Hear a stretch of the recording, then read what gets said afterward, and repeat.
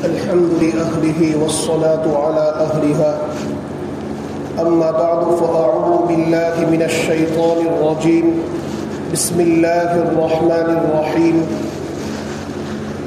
قل إن كنتم تحبون الله فاتبعوني يحببكم الله ويغفر لكم ذنوبكم صدق الله العظيم اللهم صل على سيدنا ومولانا محمد وبارك وسلم۔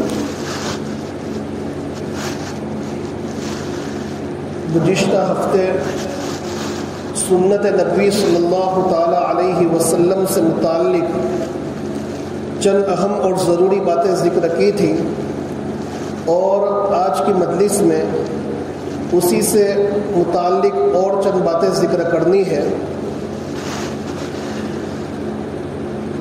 سنت نبوی کے متعلق ہمارے اکابر کا یہ طرز رہا ہے کہ ہمیشہ وہ اللہ کے نبی صلی اللہ تعالی علیہ وسلم کی سیرت کو پڑھتے، آپ کی زندگی کو پڑھتے اور آپ کی سنتوں کو جو ہے اپنے بڑوں سے سیکھتے، حتیٰ کہ وضو کرنے کا جو مسئلہ ہے تو وضو کے باب میں بھی اپنے بڑوں کے پاس جاتے، محدثین کے پاس جاتے اور ان سے سیکھتے کہ حضرت ہمیں غسل کرنے کا طریقہ بتلائیے، وضو کرنے کا طریقہ بتلائیے، میں جو نماز پڑھ رہا ہوں تو میری نماز کے اندر میرا قیام، میرا رکوع، میرا سجدہ اور میرے نماز کا ایک ایک رکن اللہ کے نبی صلی اللہ تعالی علیہ وسلم کے طریقے اور سنت کے مطابق ہے یا نہیں، یہ اہتمام رہا ہے۔ اور اس کی بنیادی وجہ یہ ہے کہ ان کی نمازوں کے اندر ترقی ہو، ان کی نمازوں کے اندر تبدیلی ہو، ان کی زندگی کے اندر تبدیلی پیدا ہو، اسی لیے وہ ہر کام کو، ہر سنت کو سیکھنے کی کوشش کرتے تھے، حتیٰ کہ مسجد میں داخل ہونے اور نکلنے کا طریقہ بھی وہ سیکھتے تھے، بیت الخلاء میں جانے اور نکلنے کا طریقہ بھی وہ جو ہے اپنے بڑوں سے سیکھتے تھے کہ کس طریقے سے اس سنت پر عمل کیا جائے، اس لیے کہ وہ جانتے تھے کہ جس عمل کے اندر، جس کام کے اندر ہم سنت پر عمل کریں گے تو یقینی طور پر وہ عمل بڑا مبارک بن جائے گا۔ تو اپنے کام کو، اپنی زندگی کے ہر عمل کو مبارک بنانے کے واسطے وہ سنت رسول صلی اللہ تعالی علیہ وسلم کو سیکھتے تھے۔ ایک بہت بڑے بزرگ ہیں، امام ربانی مجدد الفسانی سید احمد سرہندی نور اللہ مرقدہ، ان کے زمانے میں ایک مرتبہ ایک بزرگ ان کے پاس سرہند کے اندر تشریف لائے اور آ کر انہوں نے یہ کہا کہ دیکھو، ایک مرتبہ میرے اوپر انقباض کی کیفیت طاری ہو گئی۔ انقباض ایک کیفیت کا نام ہے جو صوفیاء عظام کے یہاں، اللہ کے نیک بندوں کے یہاں بولی جاتی ہے، اور انقباض کا مطلب یہ ہوتا ہے کہ کبھی کبھی دل پر جو ہے ایسا ہو جاتا ہے، ایک بوجھ ہو جاتا ہے کہ جس کی بنیاد پر وہ آدمی تلاوت تو کرتا ہے، نماز تو پڑھتا ہے، وہ بزرگان دین ہمیشہ اپنے معمولات تو پورا کرتے ہیں، لیکن اس میں انہیں لذت نہیں آتی، دل اکتانے لگتا ہے۔ تو ہمارے اکابر کے یہاں ان کا طریقہ یہ تھا کہ جب بھی نماز کے اندر ان کا دل نہ لگنے لگے یا تلاوت کے دوران ان کا دل اکتانے لگے تو وہ اپنے بزرگوں کے یہاں جاتے، اپنے شیوخ کے پاس جاتے اور ان سے یہ کہتے کہ حضرت چند دنوں سے ایسا ہو رہا ہے کہ میں تلاوت کرتا ہوں، مزے نہیں آتے، میں ذکر کرتا ہوں، مجھے ذکر کی لذت نصیب نہیں ہوتی، نماز پڑھتا ہوں، نماز کے اندر دھیان نہیں لگتا، تو آپ اس کا کوئی علاج بتلائیں۔ وہ بے چین ہو جاتے تھے کہ مجھ سے کوئی گناہ تو نہیں ہو گیا کہ تلاوت، یہاں تو تلاوت کی توفیق تک نہیں ہوتی اور پیشانی پر بل نہیں آتے، اور انہیں تلاوت کے اندر مزے ختم ہو جاتے تھے یا سجدوں کے اندر جو ہے مزے ختم ہو جاتے تھے، نماز میں اکتاہٹ محسوس ہوتی تھی تو وہ بے چین ہو جاتے تھے، اپنے شیوخ کے پاس پہنچ جاتے۔ تو وہ حضرت خواجہ باقی باللہ رحمۃ اللہ تعالی علیہ کے پاس پہنچے اور ان سے کہنے لگے کہ حضرت میرے اندر یہ کیفیت پیدا ہو گئی ہے انقباض کی کہ میں نماز پڑھتا ہوں، دل اکتانے لگتا ہے، تلاوت کرتا ہوں، مزے نہیں آتے، حلاوت حلاوت محسوس نہیں ہوتی. تو حضرت نے ایک توجہ ڈالی اور پھر یہ کیفیت ختم ہو گئی. اب نماز میں ان کو مزے آنے لگے. یہ اللہ والوں کی صحبت کے اندر اور اللہ والوں کی نظر کے اندر اللہ تبارک و تعالیٰ نے یہ تاثیر رکھی ہے کہ نگاہ مرد مومن سے بدل جاتی ہے تقدیریں، کہ جو ہے ان کی نگاہیں پڑتی تھی اور ان کی نمازوں کے اندر انہیں مزے آنے لگتے تھے. تو وہ حضرت کی خدمت میں گئے اور کہنے لگے کہ میں جب آپ کے شیخ کی خدمت میں گیا اور انہوں نے توجہ ڈالی، میری نمازوں کے اندر کیفیت پیدا ہو گئی، تلاوت اور ذکر کے اندر کیفیت پیدا ہو گئی، واپس میرے اندر یہ کمزوری پیدا ہو چکی ہے. اب آپ کے شیخ تو دنیا کے اندر موجود نہیں، لیکن آپ کے شیخ کے بعد سب سے بڑا درجہ آپ کا ہے. تو حضرت آپ میرے اوپر توجہ ڈالیے تاکہ میرے اندر جو ہے یہ کیفیت واپس پیدا ہو جاوے، نماز کے اندر، تلاوت کے اندر، ذکر و اذکار کے اندر.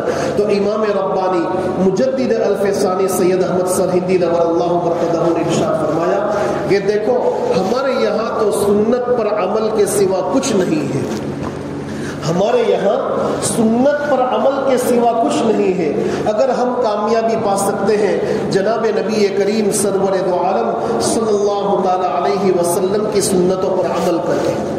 یہ جملہ انہوں نے اتنا مزے سے کہا، اتنا مزے سے کہا کہ فرماتے ہیں کہ وہ بزرگ جو ہے جھومنے لگے اور ان کے دل کی کیفیت بدل گئی. اب انہیں جو ہے اللہ کے ذکر کے اندر مزے آنے لگے اور وہ بزرگ جھومنے لگے. اب وہ اللہ کے بڑے نیک بندے تھے، بزرگوں کی کرامتیں بھی ظاہر ہوتی ہیں. تو کتابوں کے اندر لکھا ہے کہ ان کے جھومنے کی بنیاد پر سرہند کی زمین بھی جو ہے ہلنے لگی، سرہند کی زمین بھی جو ہے جھومنے لگی. تو امام ربانی مجدد الفسانی رحمۃ اللہ تعالی علیہ جو اپنے وقت کے بہت بڑے بزرگ تھے، انہوں نے اپنے ہاتھ سے مسواک اٹھائی اور مسواک اٹھانے کے بعد زمین پر مارا اور یہ تو زمین اسی وقت رک گئی. پھر اس کے بعد امام ربانی مجدد الفسانی سید احمد سرہندی نور اللہ مرقدہ وہ بزرگ سے کہنے لگے کہ دیکھو تمہارے جھومنے کی بنیاد پر سرہند کی زمین ہلنے لگی، یہ تمہاری کرامت تھی، اور میرے مسواک کے مارنے کی بنیاد پر یہ زمین رک گئی، یہ میری کرامت تھی. اللہ نے جو ہے مجھے یہ مقام دیا ہے کہ میں اللہ کے حضور میں دعا کر لوں، تو میری دعا کی برکت سے اللہ تبارک و تعالی سرہند کے مردوں کو جو ہے زندہ فرما دے. لیکن یاد رکھ لو تمہاری کرامت اور میری یہ کرامت، یہ دونوں مل کر اس سنت کا مقابلہ نہیں کر سکتی کہ ایک آدمی وضو کے دوران جو ہے مسواک کر لے. دیکھو اتنی بڑی کرامت، لیکن حضرت فرماتے ہیں کہ سنت پر عمل کرنا ساری کرامتوں سے بھی بڑھ کر کرامت ہے. اب ہم اندازہ لگائیں کہ ہماری زندگی کے اندر مسواک کی سنت کی اہمیت ہے یا نہیں. ہمیں تو مسواک پکڑنے کا طریقہ تک معلوم نہیں، مسواک کیسی ہونی چاہیے، مسواک کون کون سے وقت میں کرنی چاہیے، مسواک کیسی ہونی چاہیے، یہ ساری چیزیں بھی ہمیں معلوم نہیں. حالانکہ اس کے اتنے فوائد ہیں، یہ اتنی عظیم سنت ہے، اتنی عظیم سنت ہے کہ اس کے اتنے فوائد حدیث شریف کے اندر بیان کیے گئے ہیں کہ اس کے ذریعے سے دنیاوی فائدے بھی حاصل ہوتے ہیں، اخروی فائدے بھی حاصل ہوتے ہیں. آدمی کے سر کا درد ختم ہو جاتا ہے، بہت ساری بیماری دور ہو جاتی ہے، رزق کے اندر کشادگی کا ذریعہ ہوتا ہے، منہ کے اندر صاف صفائی اور مضبوطی حاصل ہوتی ہے. یہ تو دنیاوی فائدے ہیں. اور اخروی فائدے، علامہ ابن عابدین شامی رحمۃ اللہ تعالی علیہ بہت بڑے محدث ہیں، انہوں نے مسواک کے 70 سے زائد فائدے لکھے ہیں اور فرمایا کہ سب سے بڑا فائدہ یہ ہے سنت رسول کا، مسواک کی سنت کا، کہ کل موت کے وقت جو ہے کلمہ جو ہے نصیب ہو. جو انسان اپنی زندگی کے اندر ہمیشہ مسواک کا اہتمام کرے گا، اس کی موت سے پہلے اس کی زبان پر کلمہ طیبہ جاری ہو جائے گا، لا الہ الا اللہ محمد الرسول اللہ صلی اللہ تعالی علیہ وسلم. یہ فائدہ بلکہ شمائل کبریٰ کے اندر جو ہے لکھا ہے، ایک روایت لکھی ہے، فرماتے ہیں کہ جو انسان اپنی زندگی کے اندر مسواک کی سنت کا اہتمام کرے گا، مسواک کی سنت کا اہتمام کرے گا، تو موت سے پہلے فرشتہ اس کو کہے گا روح قبضہ کرنے سے پہلے کہ بھائی تمہاری موت کا وقت قریب ہے، کلمہ طیبہ پڑھو، پھر اس کے بعد اس کی روح قبضہ کرو. یہ فائدے ہیں سنت کے. تو ہمیں چاہیے کہ ان سنتوں پر عمل کریں, ان سنتوں کو اپنے گلوں سے لگائیں. آج دیکھو ہمارے ہاتھوں سے جو ہے یہ مسواک نکل گیا, اب دنیا کی فیشنیبل چیزیں آ گئی. جہاں سنت ختم ہوتی ہے وہاں رسم و رواج جنم لے لیتے ہیں, فیشن آ جاتی ہے. اللہ کے نبی علیہ الصلوۃ والسلام نے سر کے بال کاٹنے کا طریقہ ہمیں سکھایا, اس کی سنتیں بھی ہمیں بتلائی. آج ہم نے سنتیں چھوڑ دی, فیشن ہماری زندگی کے اندر آ گئی. آپ دیکھ لیجئے دیندار گھرانوں کے نوجوان بچوں کے بالوں کی کیفیت, ہمارے چھوٹے چھوٹے بچوں کے بال ہم خود جو ہے اپنے ہاتھوں سے جا کر کٹواتے ہیں, تو کیسے فیشنیبل طریق پر کٹواتے ہیں, کیسی فیشنیں ہماری زندگی کے اندر آ چکی ہے. جہاں سنتیں ختم ہوئی تو وہاں یہودیوں کی چیزوں نے اور رسم و رواج نے جو ہے جنم لے لیا ہے.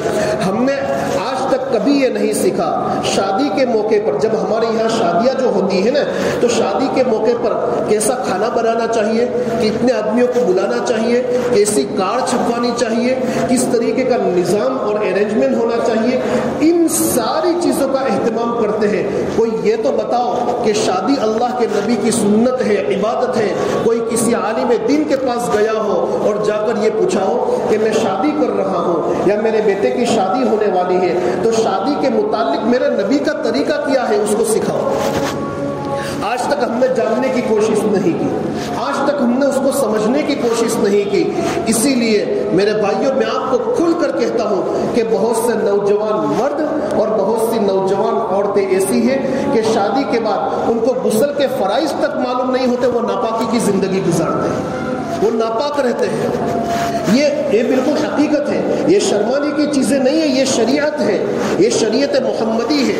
اسی لیے کسی بھی چیز کو انجام دینے سے پہلے ہم اللہ کے نبی کی شریعت سیکھیں, میرے نبی کا طریقہ سیکھیں. میرے نبی اللہ تبارک و تعالیٰ ان کو جزائے خیر عطا فرماوے, ہزاروں درود و سلام نازل ہو ہمارے محمد صلی اللہ تعالیٰ علیہ وسلم پر, کہ یہی وہ ایک واحد شخصیت ہے کہ دنیا میں ہمیں کسی موقع پر تنہا نہیں چھوڑا, کسی موقع پر تنہا نہیں چھوڑا. ہر چیز کی شریعت ہمیں بتلائی, لیکن ایک مسلمان کے اندر, ایک کلمہ پڑھنے والے کے اندر جذبہ ہونا چاہیے کہ اس کام کے اندر میرے نبی کا طریقہ کیا تھا. تو جہاں سنت ختم ہوتی ہے تو وہاں رسم و رواج جو ہے جگہ لے لیتے ہیں, یہودیوں کے طریقے زندگی کے اندر آ جاتے ہیں. کپڑے کیسے پہننے چاہیے, کپڑے پہننے کا طریقہ, کپڑے کیسے ہونے چاہیے, اس کا طریقہ بھی اللہ کے نبی صلی اللہ تعالیٰ علیہ وسلم نے ہم کو بتلایا. لیکن آج یہ طریقہ ہم نے بھلا دیا تو رسم و رواج ہمارے اندر آ چکے. اب آج جو ہے ایسے کپڑے خریدتے ہیں کہ یقینی طور پر وہ بڑے مہنگے ہوتے ہیں, لیکن حقیقت میں ان کپڑوں سے ان کا سطر نظر آتا ہے, ان کپڑوں کے اندر ان کی نماز تک درست نہیں ہوتی. وہ کپڑے پہننے کے باوجود بھی حرام کام کے اندر اپنے سطر کو دکھانے کے گناہ کے اندر مبتلا ہوتے ہیں. ہم نے جہاں سنت چھوڑی, نبی کا طریقہ معلوم نہیں کیا, تو ناجائز چیزوں کے اندر بھی مبتلا ہو گئے. ہر چیز کے اندر اللہ کے نبی نے ہم کو طریقہ بتلایا ہے. اسی لیے آپ سے گزارش ہے کہ جو بھی عمل کرے, دیکھو ہر سنت پر عمل کرنا ضروری نہیں. میں نے ایک مقولہ حضرت مولانا انعام الحسن کاندھلوی رحمۃ اللہ تعالی علیہ کا اس سے پہلے سنایا تھا کہ حضرت فرماتے ہیں کہ میں یہ نہیں کہتا کہ تم سب سنتوں پر عمل کرو, لیکن یہ ضرور کہتا ہوں کہ دنیا میں جو بھی کام کرو, چاہے چھوٹا کام کرو یا بڑا کام کرو, وہ اللہ کے نبی کے طریقے کے مطابق کرو, اللہ کے نبی کی سنت کے مطابق کرو. اس کام کے اندر برکت پیدا ہوگی. اور حضرت صحابہ کرام رضوان اللہ تعالی علیہ مجمعین کا حال تو یہ تھا کہ ہمیشہ وہ ارادہ نبوی کو مد نظر رکھتے تھے, منشا نبوت کو مد نظر رکھتے تھے کہ اللہ کے نبی کا منشا کیا ہے. اللہ کے نبی کے منشے کے خلاف کوئی چیز وہ برداشت نہیں کر سکتے تھے. ایک صحابی رضی اللہ تعالیٰ عنہ, حضرت علی رضی اللہ تعالیٰ عنہ, ان کے متعلق لکھا ہے کہ ایک مرتبہ مال غنیمت میں سے بہت سی چیزیں مسلمانوں کے ہاتھ آئی. اللہ کے نبی علیہ الصلوۃ والسلام نے مال غنیمت کی چیزیں مسلمانوں کے درمیان تقسیم کر دی. اس میں سے جو ہے کچھ عمدہ قسم کے جوڑے، عمدہ قسم کے کپڑے جس کے اندر ریشم کی دھاڑیاں لگی ہوئی تھی، وہ کپڑے بھی آئے۔ اس میں سے ایک جوڑا اللہ کے نبی علیہ الصلوۃ والسلام نے حضرت علی رضی اللہ تعالیٰ عنہ کو دے دیا۔ ایک مرتبہ اللہ کے نبی علیہ الصلوۃ والسلام کی خدمت میں حضرت علی رضی اللہ تعالیٰ عنہ اسی جوڑے کو پہن کر تشریف لائے۔ اللہ کے نبی نے دیکھا کہ ان کے جوڑے کے اندر جو ہے ریشم کی دھاڑیاں لگی ہوئی ہیں۔ اللہ کے نبی نے ناراضگی کا اظہار فرمایا۔ حضرت علی رضی اللہ تعالیٰ عنہ فوراً گھر پر تشریف لے گئے۔ انہیں اس وقت تک یہ مسئلہ معلوم نہیں تھا کہ جو ہے ریشم کے کپڑے مردوں کے لیے ممنوع ہو چکے ہیں، صرف عورتوں کے لیے جائز ہے۔ فوراً گھر پر تشریف لے گئے اور اپنے جوڑے کو جو ہے یہ عورتوں کے حوالے کر دیا، ان کی خدمت میں دے دیا اور انہیں ہدیہ کر دیا۔ جو چیز اللہ کے نبی کے منشے کے خلاف ہے، پھر وہ چاہے کتنی بھی مہنگی کیوں نہ ہو، انہوں نے قربان کر دیا۔ اللہ کے نبی علیہ الصلوۃ والسلام ایک مرتبہ ایک صحابی رضی اللہ تعالیٰ عنہ کے ساتھ ایک راستے سے گزر رہے تھے۔ دیکھا کہ ایک بہت بڑی قبے والی عمارت ہے۔ اللہ کے نبی علیہ الصلوۃ والسلام نے اس کی طرف دیکھا اور پھر پوچھا کہ یہ کس کا مکان ہے؟ تو لوگوں نے کہا کہ فلاں صحابی کا مکان ہے، ان کی عمارت ہے جو آپ کی خدمت میں آیا کرتے ہیں۔ جب وہ صحابی اللہ کے نبی علیہ الصلوۃ والسلام کی خدمت میں تشریف لائے، انہوں نے سلام کیا، اللہ کے نبی نے اپنا چہرہ انور پھیر لیا۔ دوسری طرف جا کر سلام کیا، دوسری طرف سے اللہ کے نبی نے اپنا چہرہ مبارک پھیل لیا۔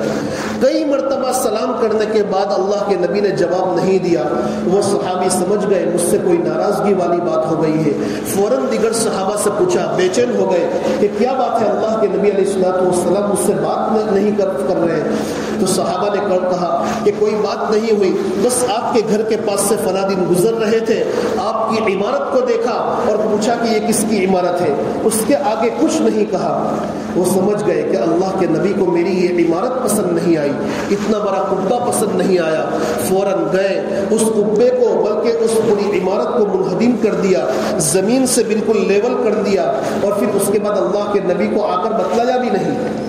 جب دوسری مرتبہ اللہ کے نبی علیہ الصلوۃ والسلام کا وہاں سے گزر ہوا تو اللہ کے نبی نے فرمایا کہ یہاں تو بڑی عمارت تھی، وہ کہاں چلی گئی؟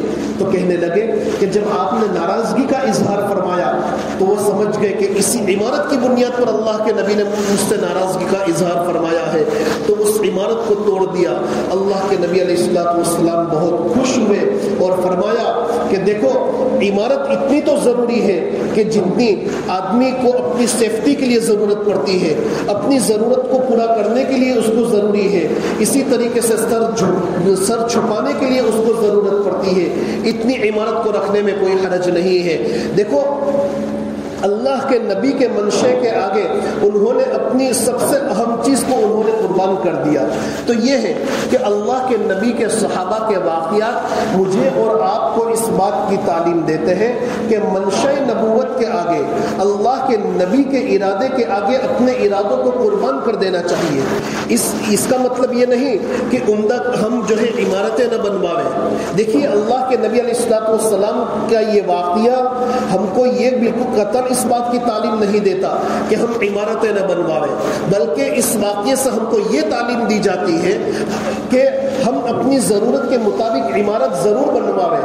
ہم اپنی ضرورت کو پورا کرنے کے لیے، سر چھپانے کے لیے، اپنی سیفٹی کے لیے، اپنی حفاظت کے لیے گھر کو تعمیر کریں، لیکن اللہ کے نبی نے اس واقعے کے ذریعے سے مجھے اور آپ کو یہ سبق دیا کہ دیکھو، یہ دنیا کی چیزیں ایسی ہیں کہ اس کے پیچھے ہمیں اپنا زیادہ وقت کھپانے کی ضرورت نہیں۔ یہ دنیا بالکل حقیر چیز ہے۔ ہم ایسا نہ ہو کہ دنیا کی عمارتوں میں مشغول ہو کر اور دنیا کی عمدہ قسم کی عمارتوں میں مشغول ہو کر ہم آخرت سے غافل ہو جائیں۔ آج پوزیشن یہ ہے کہ آدمی کی نماز کا اہتمام نہیں ہو رہا ہے، سنتوں پر عمل کا اہتمام نہیں ہو رہا ہے، اللہ کے نبی کے طریقوں سے دور ہوتے چلے جا رہے ہیں، اور یہ ساری چیزیں چھوٹ رہی ہے، لیکن ہمیں کوئی بے چینی نہیں ہوتی، اور آدمی جو ہے 24 گھنٹے اپنی دنیا کیسے بن جاوے، عمدہ قسم کی عمارتیں کیسے بن جاوے، عمارتوں کے پیچھے، دنیا کی چیزوں کے پیچھے ایسا مست ہو چکا ہے کہ اللہ کے نبی کے طریقے ان کی زندگی سے، ان کی اولاد کی زندگی سے نکل رہے ہیں اور انہیں پیشانی پر بل تک نہیں آتا۔ یہ نہیں ہونا چاہیے۔ حضرت ابو بکر صدیق رضی اللہ تعالیٰ عنہ نے بھی یہی کیا تھا کہ جب حضرت عمر فاروق رضی اللہ تعالیٰ عنہ کی صاحبزادی حضرت حفصہ رضی اللہ تعالیٰ حضرت عثمان رضی اللہ تعالیٰ عنہ سے یہ کہا کہ میری بیٹی سے نکاح کر لیجئے، نکاح کا پیغام دیا، انہوں نے جو ہے منع کر دیا، لیکن حضرت ابوبکر صدیق رضی اللہ تعالیٰ عنہ کو کہا تو انہوں نے کوئی جواب نہیں دیا۔ چند دنوں کے بعد حضرت اللہ کے نبی علیہ الصلوۃ والسلام نے حضرت حفصہ رضی اللہ تعالیٰ عنہ کے لیے جب نکاح کا پیغام دیا تو حضرت ابوبکر صدیق رضی اللہ تعالیٰ عنہ فرماتے ہیں کہ عمر جب میں نے تمہیں کوئی جواب نہیں دیا تو تمہیں برا لگا ہوگا نا؟ تو حضرت عمر رضی اللہ تعالیٰ عنہ فرماتے ہیں کہ ہاں، جیسے حضرت عثمان نے منع کر دیا، آپ منع کر دیتے تو مجھے برا نہ لگتا، لیکن آپ نے کوئی جواب نہیں دیا، اس بنیاد پر مجھے برا لگا۔ تو حضرت ابوبکر صدیق رضی اللہ تعالیٰ عنہ نے فرمایا کہ مجھے پتا تھا کہ اللہ کے نبی علیہ الصلوۃ والسلام تمہاری بیٹی سے نکاح کرنا چاہتے تھے، اس لیے میں خاموش رہا، اگر اللہ کے نبی نکاح نہ فرماتے تو میں ان سے نکاح کر لیتا۔ دیکھو، وہ حکم رسول تو درکنار، ارادہ رسول اور منصب اور منشاء رسول سے بھی آگے نہیں بڑھے۔ یہی ہمارے اندر ہونا چاہیے کہ ہم ارادہ رسول اور منشاء رسول سے آگے نہ بڑھے، ہر چیز میں سنت رسول کو مد نظر رکھے۔ اللہ تبارک و تعالی عمل کی توفیق عطا فرماوے۔ وآخر دعوانا ان الحمد للہ رب العالمین۔